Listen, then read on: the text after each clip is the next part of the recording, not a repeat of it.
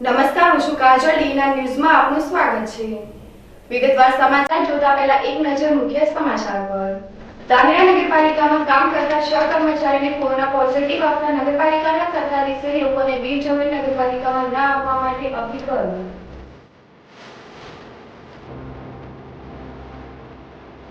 Palanpur RT દ્રષ્ટિ પટેલ સહિત folder Pankaj Chaudhary લાંચ લેતા ઝડપાયા.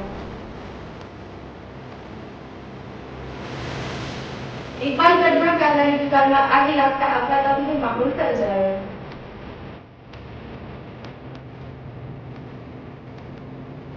દિવાળી શરૂઆત થતાં જ બનાસકાંઠા જિલ્લામાં બટાકાના વાવેતરમાં તેજી થયો.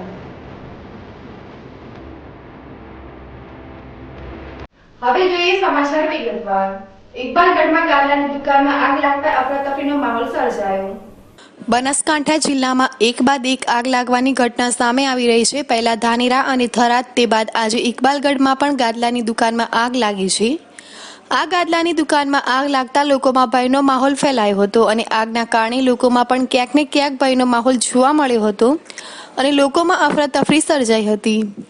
આ દુકાનમાં પડેલ લાખો રૂપિયાનો માલ સામાન બળીને ખાખ થઈ જતા ગરીબ પરિવારની દિવાળી બગડી છે અને 3 લાખ કરતાં વધુનો માળ બળીને ખાખ થઈ જતા પરિવારને દિવાળી ટાણે જ લાખો રૂપિયાનું નુકસાન વેઠવવાનો વારો આવ્યો છે.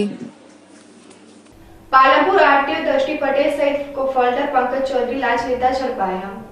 પાલનપુરની આરટીઓ કચેરી ખાતે પાટણ એસીબી દ્વારા ગઈકાલે દરોડા કરવામાં આવ્યા હતા અને આ દરોડા દરમિયાન પાલનપુર આરટીઓ અધિકારી શ્રી દ્રષ્ટિ પટેલ સહિત ફોલ્ડર પંકજ ચૌધરી ₹83,200ની લાંચ લેતા રંગે હાથે ઝડપાયા છે. વેચાણ થયેલા વાહનોના ઇન્સ્પેક્શન અને વેરિફિકેશન કરવા માટે લાંચની માંગણી કરવામાં આવી હતી અને આ લાંચ સ્વીકારતી વખતે જ પાટણ એસીબી દ્વારા છટકું ગોઠવી પણ રંગે હાથે ઝડપી લેતા અન્ય લાંચિયા અધિકારીઓમાં ફફડાટ વ્યાપી જવા પામ્યો છે.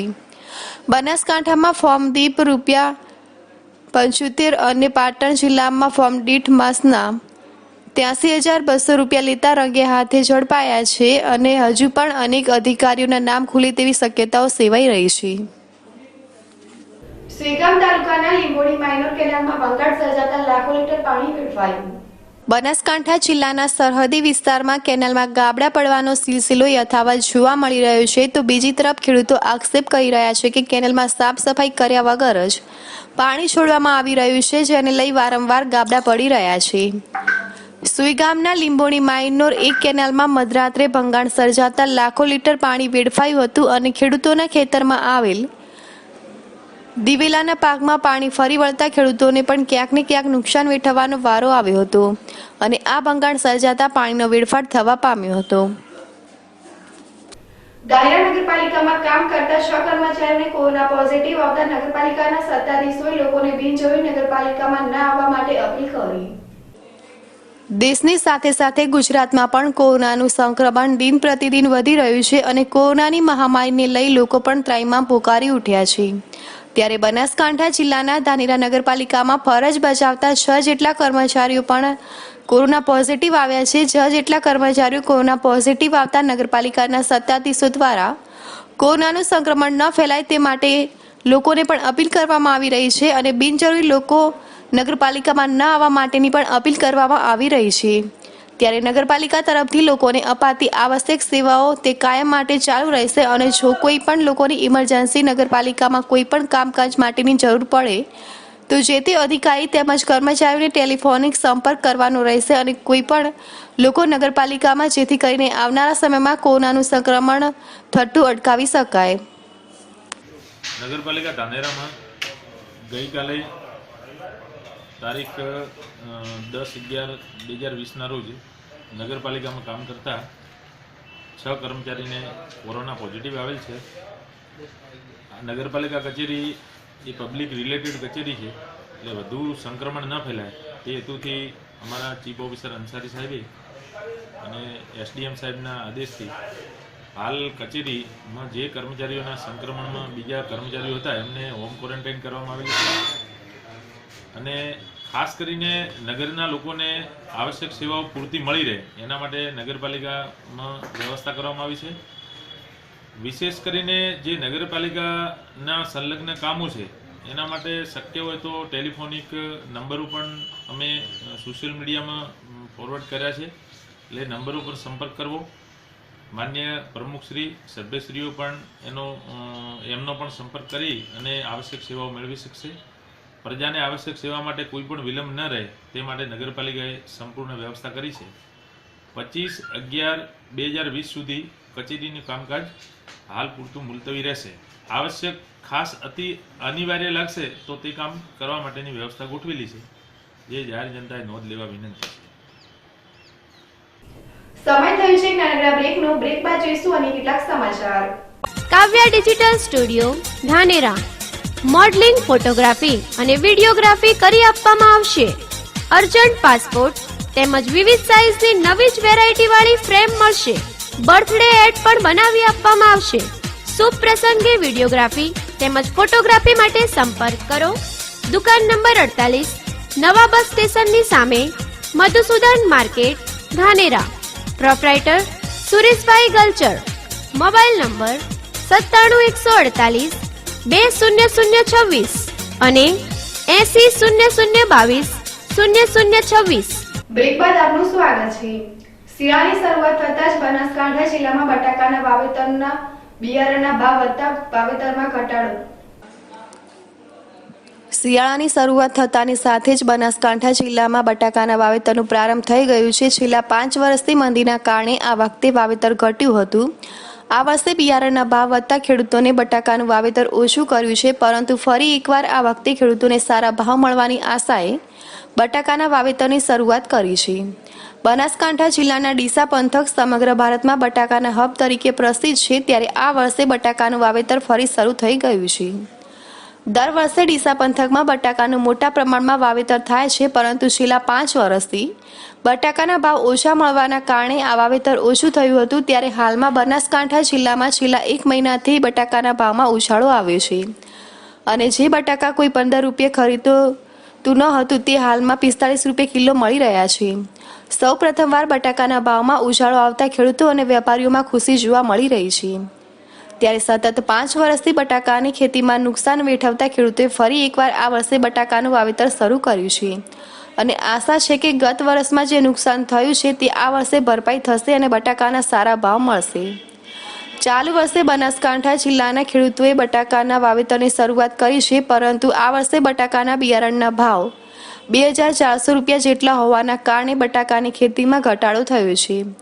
ખેડૂતોનું માનવું છે કે સતત મંદીના કારણે ખેડૂતોને મોટું નુકસાન વેઠવવાનો વારો આવ્યો હતો. આ વર્ષે પણ શરૂઆતમાં જ બટાકાના બિયારણના ભાવમાં વધારો હોવાના કારણે દર વર્ષે જે ખેડૂતો 6 હેક્ટરમાં બટાકાનું વાવેતર કરતા હતા તે ખેડૂતોએ આ વર્ષે 3 હેક્ટરમાં જ વાવેતર કર્યું છે અને અન્ય જમીનમાં ખેડૂતો શાકભાજીની વાવેતર તરફ વળ્યા છે. આ વર્ષે મંદીના કારણે નાના ખેડૂતો પાસે ખાતર, દવાઓ અને ખેડાઈના પૈસા જોડે ન હોવાના કારણે વાવેતર ઘટવાની પણ સંભાવના છે. ખેડૂતોએ છેલ્લા 5 વર્ષથી જે બટાકાની મંદી ભોગવવાનો વારો આવ્યો છે, જેના કારણે વેપારી અને ખેડૂતો બંને કંગાલ થઈ ગયા છે. ત્યારે બનાસકાંઠા અને ડીસાની આજુબાજુના વિસ્તારમાં જે મોટા પ્રમાણમાં વાવેતર થાય છે તેમાંથી 10 થી 15% વાવેતર ઘટવાની સંભાવના છે. ડીસા અને તેની આજુબાજુના પંથકમાં બટાકાનું મોટા પ્રમાણમાં વાવેતર થાય છે. સામાન્ય ઠંડીની શરૂઆત થતાની સાથે જ ડીસા અને તેની આજુબાજુના પંથકમાં બટાકાનું વાવેતર શરૂ થઈ જાય છે. જોકે આ વર્ષે મોડે સુધી ગરમી રહી હોવાથી વાવેતર 10 થી 15 દિવસ જેટલું લેટ છે અને બનાસકાંઠા જિલ્લામાં ગત વર્ષે બટાકાનું 66,000 હેક્ટરથી વધુ જમીનમાં મોટા પ્રમાણમાં વાવેતર થયું હતું અને મોટા પ્રમાણમાં તેનું ઉત્પાદન પણ થયું હતું. જોકે ખેડૂતોને પૂરતા ભાવ મળ્યા ન હતા, તેમજ છેલ્લા 5 વર્ષથી મંદી હોવાથી ખેડૂતો, વેપારીઓ અને કોલ્ડ સ્ટોરેજના સંચાલકોને ભારે નુકસાન વેઠવવાનો વારો આવ્યો છે. ત્યારે આ વર્ષે પણ ખેડૂતોએ ફરી બટાકાની વાવણી શરૂ કરી છે, પરંતુ આ વર્ષે બિયારણના ભાવ વધારે હોવાના કારણે ખેડૂતોએ બટાકાનું વાવેતર ઓછું કર્યું છે. ગત વર્ષે બટાકાના પાકમાં મોટું નુકસાન ખેડૂતોને વેઠવવાનો વારો આવ્યો હતો, જેનું કારણ હતું કે બિયારણ ખરાબ. ત્યારે આ વર્ષે બટાકાના બિયારણના ભાવ વધારે હોવાના કારણે બટાકાના બિયારણમાં ડુપ્લિકેટ થવાની શક્યતાઓ છે, જેના કારણે ખેડૂતોને યોગ્ય પેઢી પરથી જ બિયારણની ખરીદી કરવી, જેનાથી બટાકાનું વાવેતરમાં નુકસાન આવે નહીં. ડીસા પંથકમાં થતી બટાકાની ખેતી અત્યાધુનિક સાધનો અને વૈજ્ઞાનિક પદ્ધતિથી કરવામાં આવે છે. ખેડૂતો પાક સારો થાય અને સારું ઉત્પાદન મેળવી શકે તે માટે પૂરતા પ્રમાણમાં ખાતર અને મશીનની બટાકાનું વાવેતર કરી સમગ્ર દેશમાં હેક્ટર દીઠ સૌથી વધુ ઉત્પાદન મેળવે છે. સાથે સાથે ડીસામાં બટાકાની ગુણવત્તા લાંબો સમય સુધી ટાંકવાની હોય ડીસાના બટાકા વિદેશ સુધી મોકલવામાં આવે છે. જોકે છેલ્લા 5 વર્ષથી ડીસાના બટાકાના ભાવ ન મળતા ખેડૂતો અને વેપારીઓને મોટું નુકસાન વેઠવવાનો વારો આવ્યો હતો. ત્યારે હાલમાં ડીસા અને તેની આજુબાજુના વિસ્તારમાં ઠંડીનું પ્રમાણ વધી રહ્યું છે અને ખેડૂતોને બટાકાની વાવણી શ્રી ગણેશ કર્યા છે. ત્યારે ખેડૂતોને આશા છે કે આ વર્ષે બટાકાના સારી આવક મળશે. પાટણ શહેર બેન્ડ જનરેટર લાઇટિંગ એસોસિએશન દ્વારા પાટણ કલેક્ટરને આવેદનપત્ર આપવામાં આવ્યું.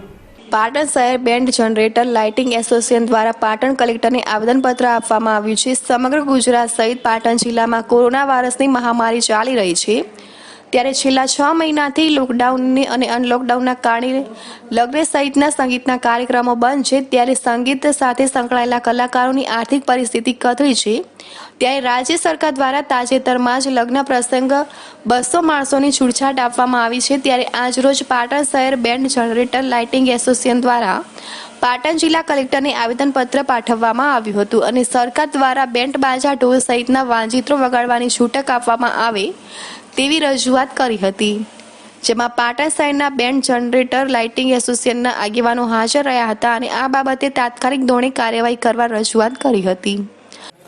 આ કોરોના મહામારીના કારણે છેલ્લા 8 મહિનાથી અમે અમારા ધંધાવાળા બેન્ડ વાજાવાળા લાઇટિંગ જનરેટરવાળા ઘોડાવાળા તેમજ નાસ્તિક ઢોલવાળા સંપૂર્ણ અમારા ધંધો બેરોજગાર થઈ ગયા છે. એટલે અમારા ઘર પરિવાર ચલાવવા માટે ઘણું જ મુશ્કેલ પડેલ છે. અમારા સાધનો લેવા માટે જે લોન લાયા છે એના હપ્તા ભરવામાં પણ બહુ મુશ્કેલ પડે છે. અને અમારા બધા કારીગરો બેરોજગાર થઈ ગયા છે. એટલે બધા અશિક્ષિત હોવાના કારણે બીજી હુનર પણ જાણતા નથી, જેના કારણે અતિશય પાયમાલ થઈ ગયા છે. તો અમારા સર્વ તરફથી તમામની સરકારશ્રી એવી રજૂઆત છે કે અમારા બેન્ડ વાજાના વરઘોડામાં સાર્વત્રિક પ્રસંગમાં છૂટ આપવા મહેરબાની કરશો. પાટણ જિલ્લાના શંખેશ્વર તાલુકાના સુબાપુરા ગામ પાસે ઘાસચારો ભરેલી મિની ટ્રક જીવંતમાં વીજ વાયર અડી જતા આગ ભભૂકી ઉઠતા અફરાતફરી મચી. પાટણ જિલ્લાના શંખેશ્વર તાલુકાના જુંબાપુરા ગામ પાસે ઘાસચારો ભરેલી મિની ટ્રકની જીવંત વીજ વાયર અડી જતા આગ ભભૂકી ઉડતા અફરાતફરી મચી હતી. જોકે ચાલકની સમય સૂચકતાના કારણે મોટી જાનહાની ટળી હતી. આ આગમાં ઘાસચારો અને મિની ટ્રક બળીને ખાક થઈ જવા પામ્યું હતું. કઈ રીતે લાગી આગ? શંખેશ્વર તાલુકાના સુબાપુરા ગામની સીમમાંથી એક આઈસર ગાડીમાં ઘાસ ભરીને લઈ જવાતું હતું. ત્યારે અચાનક ઉપરથી પસાર થતી વીજ લાઇનના વાયરને અડકી જવાતા ઘાસ ભરેલા મિની ટ્રકમાં આગ લાગી હતી. જેની જાણ થતાં જ ડ્રાઈવર દ્વારા સમય સૂચકતા વાપરીને ટ્રકને સલામત રીતે હંકારી ખુલ્લી જગ્યામાં મૂકી દેતા જાનહાની ટળી હતી. આગના કારણે ઘાસચારો બળીને ખાક થઈ જતા અજવાળાઓ અને ધુમાડાના ગોટે ગોટા જોઈ ગામ લોકોના ઘટના સ્થળે દોડી આવ્યા હતા. જોકે આગની લપેટમાં ઘાસનો જથ્થો પલભરમાં જ રાખમાં ફેરવાઈ થઈ ગયો હતો. સમાચાર પૂર્ણ કરતા પહેલા મુખ્ય સમાચાર ફરી એકવાર. ધાનેરા નગરપાલિકામાં કામ કરતા 6 કર્મચારીને કોરોના પોઝિટિવ આવતા નગરપાલિકાના સત્તાધીશોએ લોકોને બિનજરૂરી